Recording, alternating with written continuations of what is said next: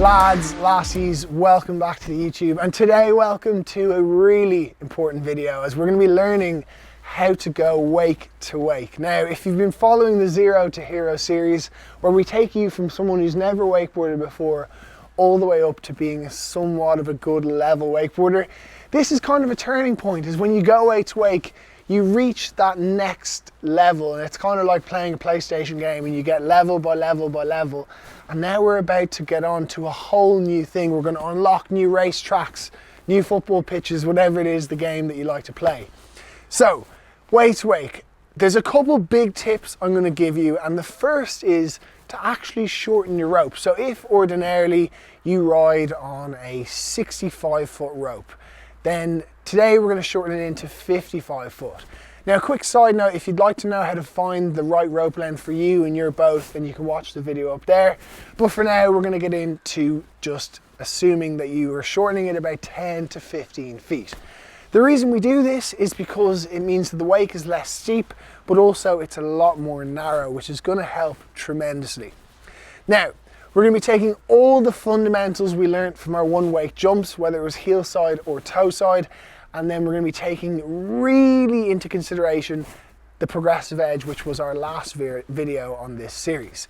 Now, as always, we want to learn this trick heel side before we want to learn it toe side, as that's generally speaking the easiest way to do it. So you want to start behind the boat, you want to cut out nice and wide, and until now we've only ever cut out 4 or 5, maybe 6 feet away from the wake, but in this instance we want to go the full 10 feet out. Now, once you're out there, you want to begin building that progressive edge back into the wake. That means going from 1, 2, 3, 4, 5, 1 being a soft edge, 5 being a hard edge. As you get to the wake, what you want to do is you want to stand tall whilst pushing down on the handles. The reason you push down is because your center of gravity is at your hips, so you want the handle down there. And then you're going to fly through the air, and then when you land, if you get it right, you're going to be astonished because it's such a smooth landing, as you're basically coming down onto a landing ramp.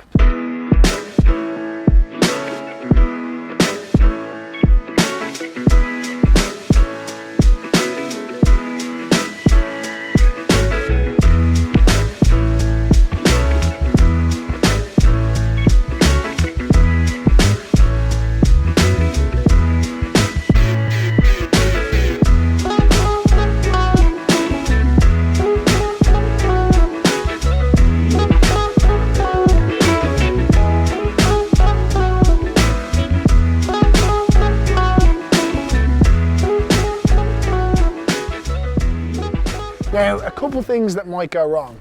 The first is you might not make the full distance. If you think that you are getting plenty of height but you're not making the full distance, then my advice is shorten the rope and maybe bump up the speed just a small bit.